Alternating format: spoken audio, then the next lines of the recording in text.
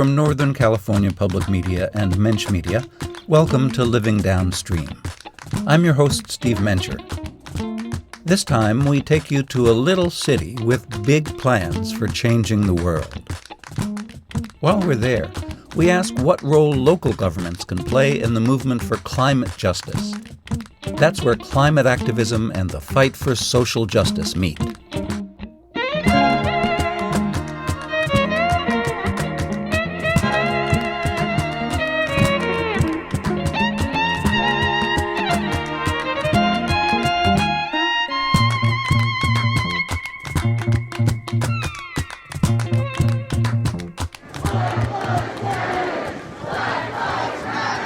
If the summer of 2020 was the summer of racial and social justice, then the summer of 2021 was the summer of climate change. Here's a sampling of the TV news from a single day, July 14th. Dozens of wildfires burning out of control in the West. The first mega fire of 2021, 7 times the size of San Francisco. More severe weather is expected in the U.S. this week. Scientists are now pointing to climate change as a major factor in weather events like the record-breaking heat waves we've been seeing out west. In a matter of hours, parts of Pennsylvania doused with up to 11 inches of rain. Residents forced to flee their homes. But look above behind me. These aircraft are dropping gallons of water down below to fight this fire from above. City of Bozeman declaring a stage 2 drought and enacting mandatory outdoor watering restrictions. The goal is to cut city water use by 20%. A level 3 evacuation order is in place around the Darlene fire. The evacuation center is set up at Lapine Middle School. Scientists have predicted this for the last 70 years, but it's actually happening more quickly and it's more intense than we realized. But if you weren't glued to your television on July 14th, and you happened to live in Ithaca, New York, and you braved a light summer rain to venture onto the downtown pedestrian mall known as the Commons, you might have heard this instead. You know, the best way of moving forward, moving past the division that we have, the best way of synchronizing our efforts to fight climate change, injustice, the best way of working together is, starting a conversation. And that's what we're trying to do here today. That's Luis Aguirre Torres, the City of Ithaca's Director of Sustainability. He stands on a small stage in a black t-shirt and jeans, addressing a gathering of maybe 40 people. He's there to launch a project he calls 1,000 Conversations About Our Future. So the whole concept behind 1,000 Conversation is join us in the conversation. Join us in literally changing the world. Help us tell the story 10 years from now of how the transformation that changed the entire planet started here in the Commons today, July 14, 6 p.m. You heard that right. The transformation that changed the entire planet. Ambitious stuff from a small college town nestled deep in the hills of central New York State. As you'll hear today, Ithaca sees itself as a living laboratory for climate justice. Climate justice is based on the recognition that the people whose lives are most disrupted by climate change, the people who tend to die in the storms and heat waves or to lose their homes in the fires and floods, are generally the people with the least money, the most precarious jobs, the least access to health care, the shabbiest housing, and the least reliable transportation. So if you want to do something about the climate emergency, the thinking goes, you can't just focus on things like reducing greenhouse gas emissions and preparing for disasters. You need to address long-standing social and economic inequities at the same time.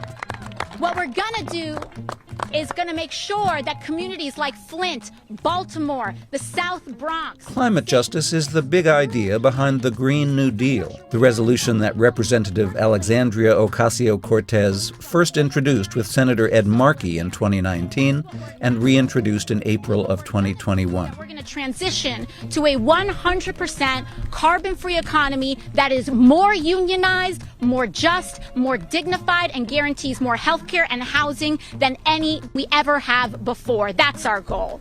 That's the goal of a Green New Deal. Congress hasn't formally adopted the Green New Deal, but many local governments around the country have gone ahead and passed their own versions. Ithaca is one of them, and it's brought in a man with a global vision to lead the charge. Longtime public radio reporter and Ithaca resident Jonathan Miller takes us there.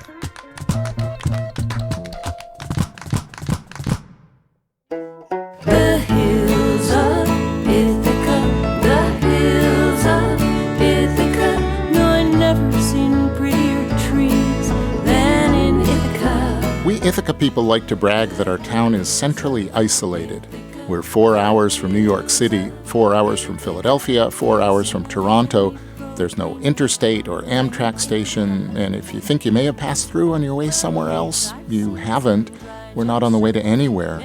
We have beautiful gorges and waterfalls, and we sit on a big, deep lake. If you count the city and the town that surrounds it, the population's about 50,000.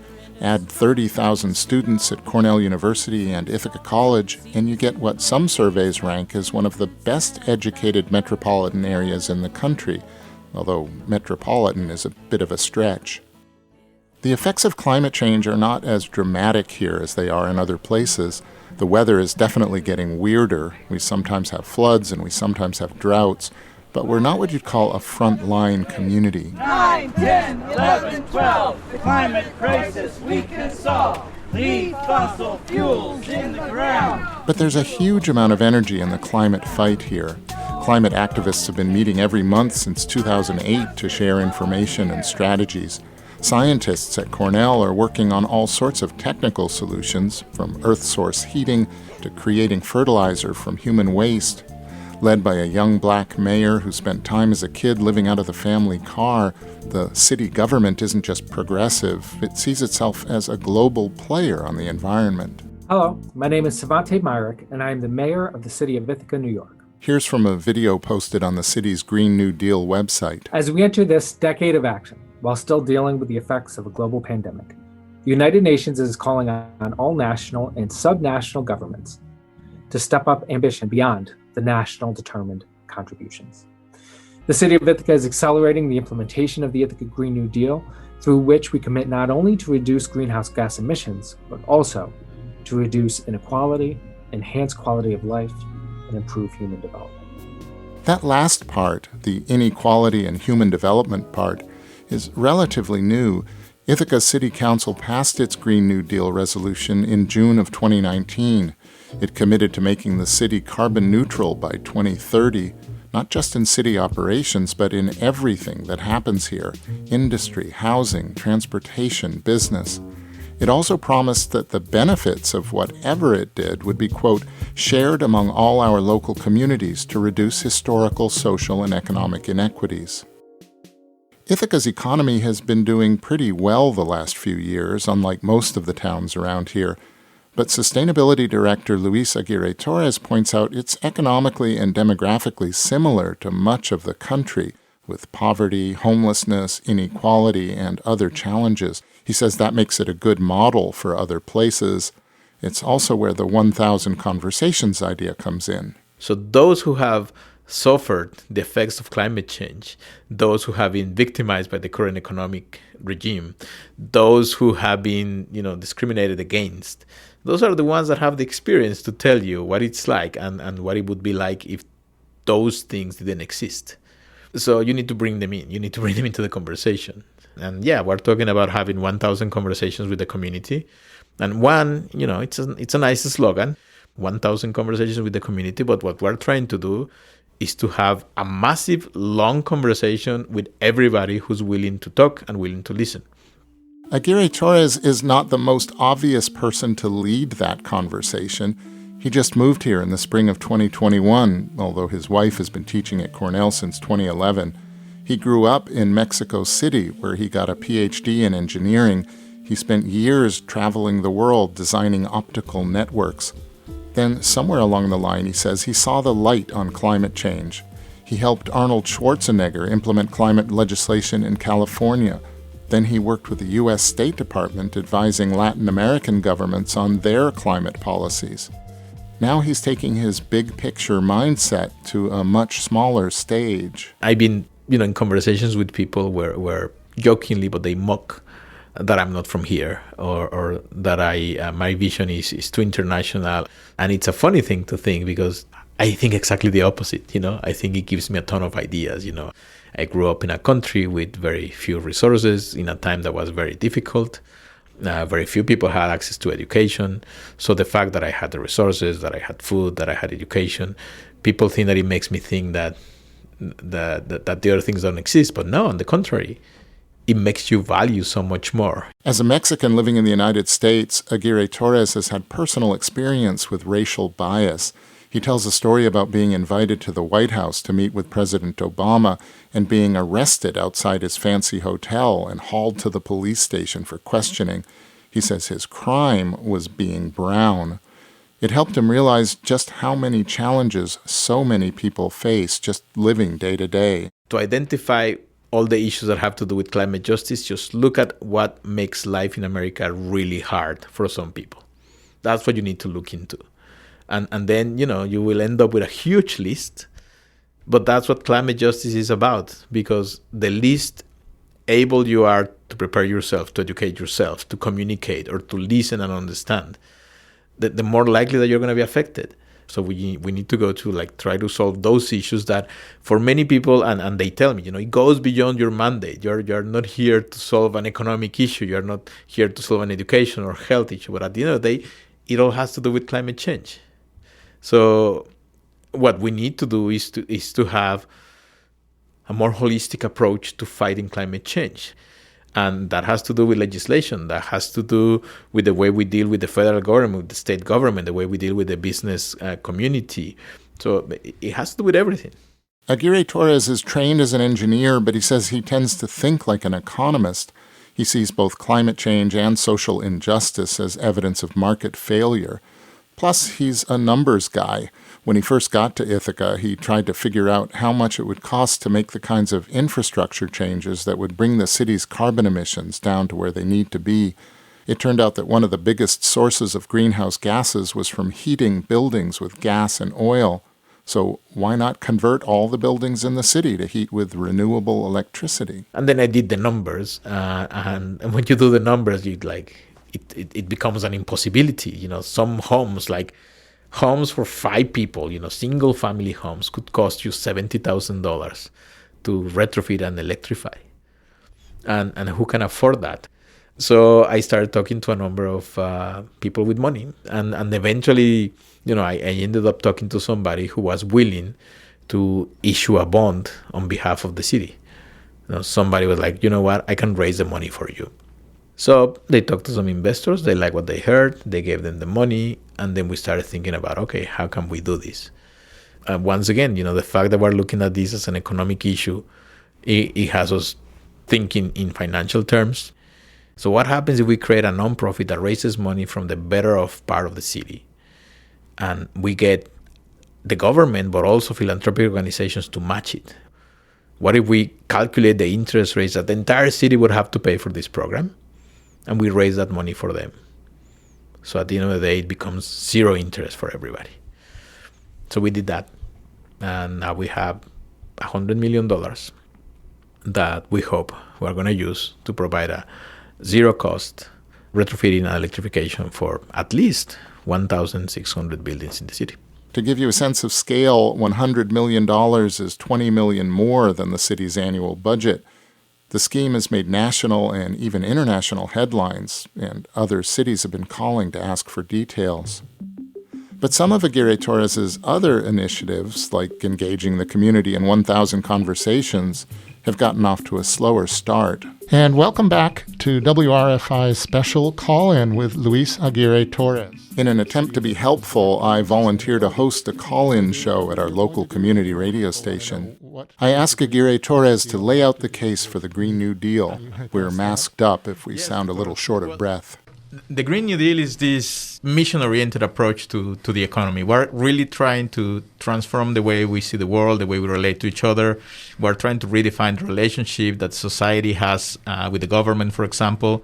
And we're trying to basically create a new future that is, around equity, around justice, and sustainable prosperity. But we need to do this at the same time that we are reacting to what's happening, which is, climate change. So we need to take action against climate change, but this is a fantastic opportunity to take into account everything that we forgot for a while, everything that we didn't see for a while. All the people that are suffering, and it has nothing to do with skin color, it has nothing to do with ethnicity.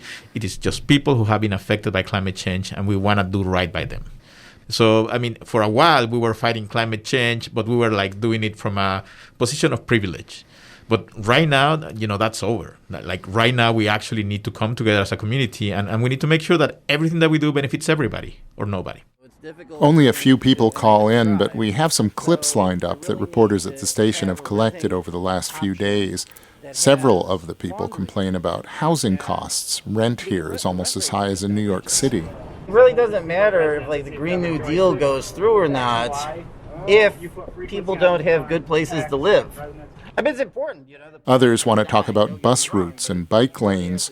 One person wants more information on the $100 million deal with private investors, like how would that actually work?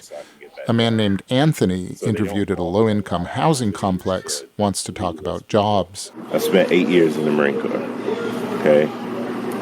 And to come and say, okay, I want to work here, I want to get a job here. I can only get jobs that are of minimum wage, for one, and two, it's not even respected that much to be a veteran and say, oh, well, hey, you should apply for this. Don't worry about the degree. It's more like, no, you need a degree. Let me start by saying, like the number one program that we have, the umbrella program that we have is 1,000. It's 1,000 conversations with the community, 1,000 electrified and retrofitted buildings, 1,000 electric vehicles, and 1,000 jobs. The Green New Deal is working under the assumption that there's, a new economy that we are creating. We are creating new industries, and these industries are going to attract companies, and those companies are going to create jobs. For example, we're trying to retrofit, actually the number went up, so we're trying to retrofit 1,600 buildings in the city. We calculate that we need about 400 people to get the job done. We're refocusing a lot of the workforce development efforts that were already being undertaken by organizations like Cornell Cooperative Extension, and we're going to try to take that and turn it into a program entirely focused on the Green New Deal.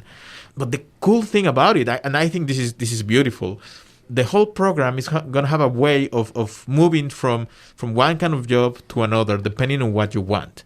You can join and, assist in, for example, installing solar panels. There's going to be certifications for that. There's going to be training for that. But you could also be part of the team that is going to do operations and management, and you could be developing the software, or you could be developing the app that will help us control the software. You could also get into the financial side of things, and there's going to be training for all of those things. So this is an opportunity for everybody to redefine their purpose, their career, and to be part of the green economy.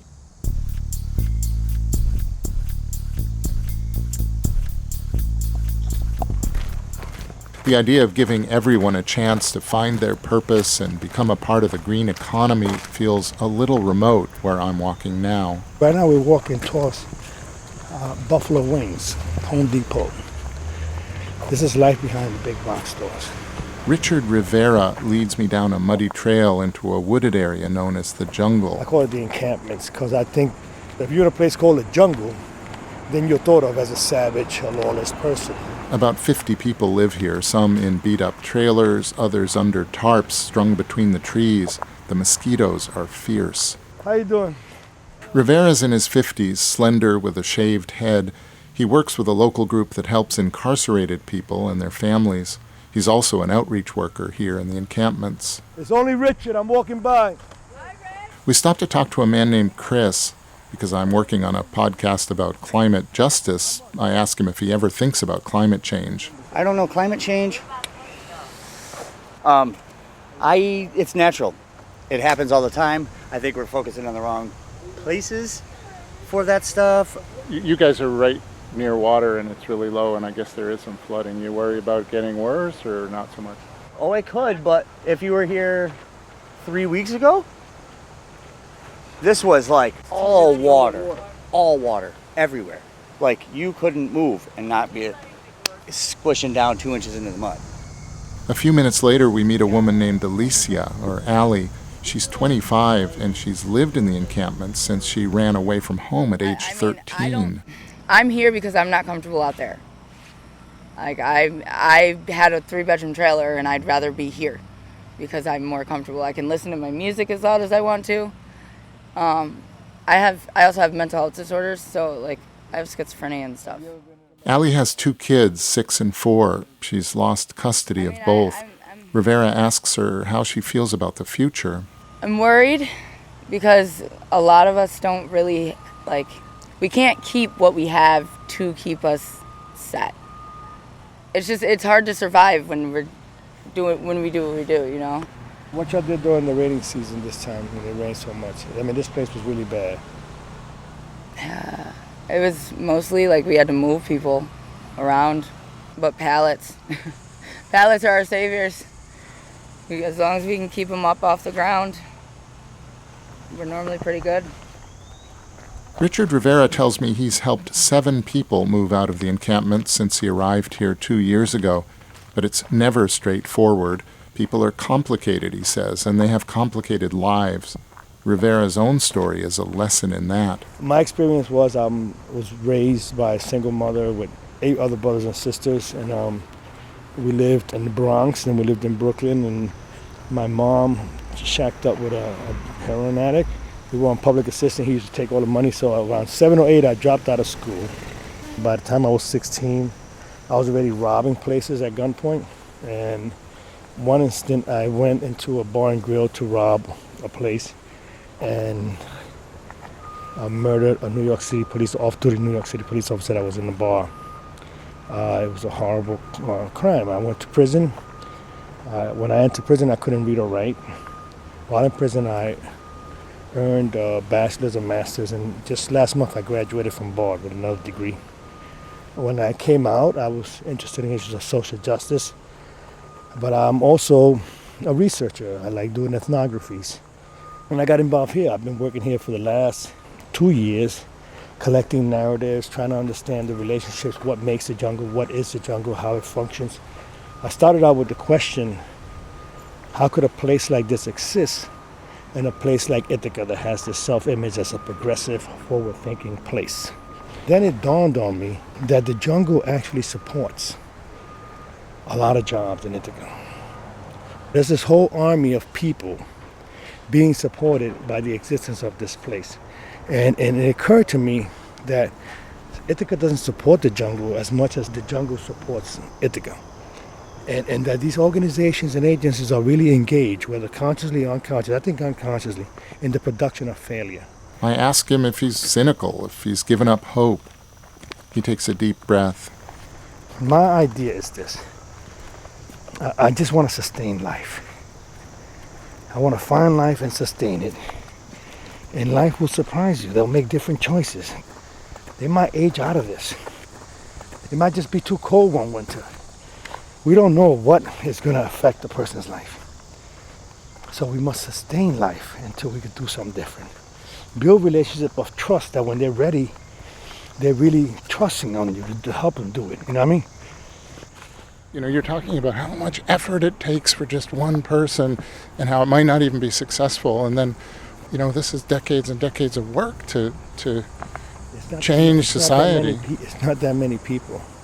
We have a small population that with individual attention and speaking to them the right way, we could perhaps change the way we do things. What are your thoughts about the sort of Green New Deal idea of coupling environment with I think social justice? The project invites us to reimagine how we're going to choose to live in the future, right? And that leaves it open for us to come up with innovative and creative ways to take care of the environment and also take care of the people that live in it.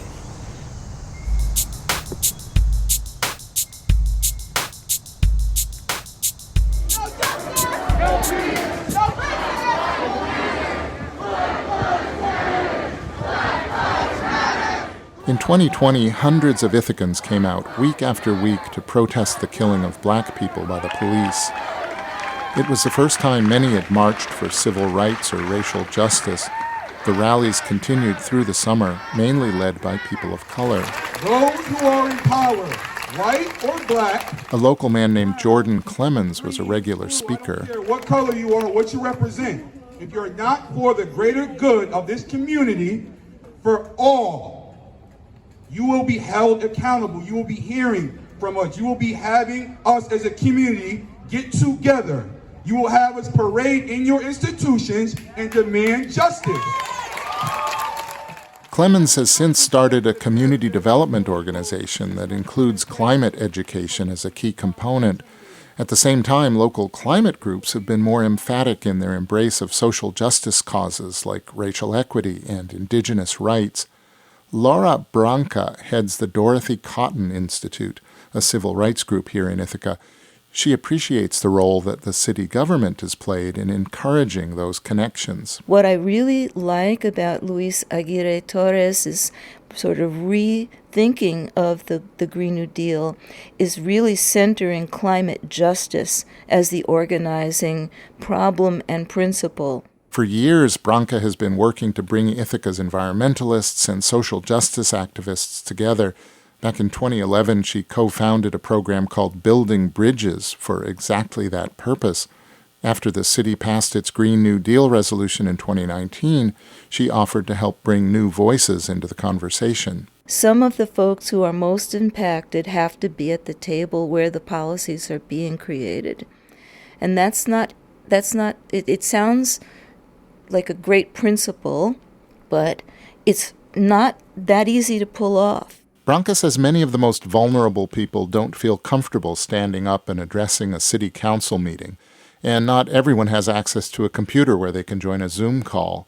So she helped set up a system where people whose voices tend to get left out get to lead discussions about the Green New Deal. The question that people were being asked is, what does it mean to you? What comes to mind when you hear about a Green New Deal? And secondly, what kinds of social issues are urgent and present in your life and the lives of your family and friends that you think the Green New Deal strategies have to address in order for it to be the equitable, beneficial to all vision that the city has put out here. They're still gathering data, but so far, she says, folks want to talk about jobs, affordable housing, air quality, public transportation, healthy food, the cost of living.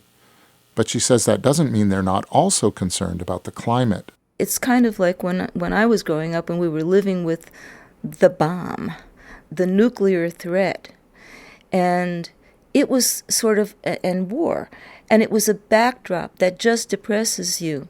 You're not thinking about it every day because you're not necessarily in a position to go out and make it stop.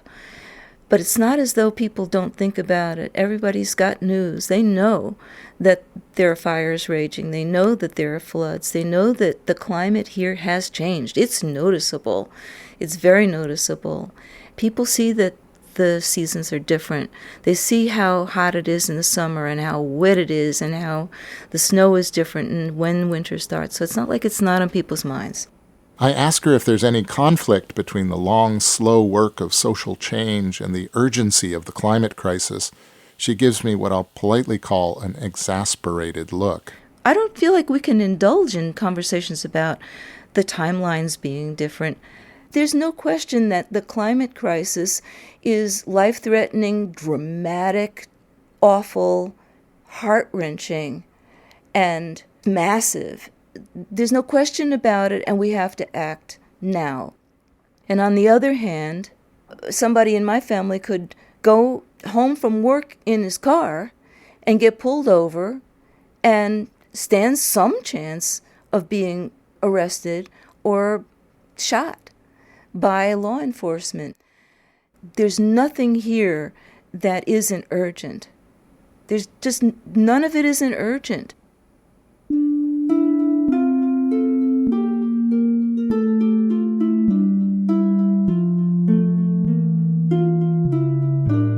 There's only so much one town or city can do to stop global climate change or to heal centuries-old societal wounds. But maybe by focusing public attention and public money on efforts that connect those challenges, local governments can be catalysts for change. And if they share their experiences with other places, maybe the movement will spread. Earlier, we heard Luis Aguirre Torres claim that the transformation of the entire planet began in Ithaca on July 14, 2021. But in his speech that day on the Ithaca Commons, he also admitted it will only happen if we make it happen. It's not easy to change the world, but it's something that everybody should strive for. Seriously. You know, if you think about it, like everybody who has tried to change the world, nobody decided to do it and start like, we're going to do this adequate effort to change the world. Everybody goes for something stupid, ridiculous, extraordinary. And that's what we're trying to do. if we do our job right, at some point, just imagine that climate change is in every conversation. Injustice is a thing of the past. We don't talk about the difference in skin color. We don't have to tell stories about how somebody was mistreated. Imagine a world where we're just listening to music, because that's what we like doing as a community. I just want you to imagine what it could be, and come with us.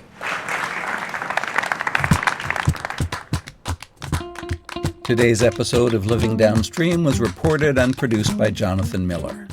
You can check out his work at homelands.org. He got help from Jimmy Jordan, Felix Teitelbaum, Esther Rakusin, and Fred Balfour at WRFI, Community Radio for Ithaca and Watkins Glen. You can learn more about the station at wrfi.org. For more about Ithaca's Green New Deal, visit ithacagreennewdeal.org. Thanks to Richard Rivera and the group OAR, that's OAR for Opportunities, Alternatives, and Resources of Tompkins County. Also to Laura Branca of the Dorothy Cotton Institute and Jordan Clemens of the Unbroken Promise Initiative. You can find links to all of them in our show notes. We used original music from pianist and Ithaca native Ben Miller. Also the song Hills of Ithaca, with words by Woody Guthrie and music written and performed by the Burns sisters. The Living Downstream theme music is by David Schulman. I'm Steve Mencher, the founding producer of Living Downstream, and I was the story editor. Chris Lee is radio executive producer, and Darren Lachelle is the president and CEO of Northern California Public Media. Subscribe to Living Downstream on Apple Podcasts, comment on it and rate it there, and find it wherever you get your podcasts. Find out more about us on NPR One, and a lot of you are finding us on Spotify. Thanks. Living Downstream thanks our sponsors who make this podcast possible. A list is available at our website, norcalpublicmedia.org/living.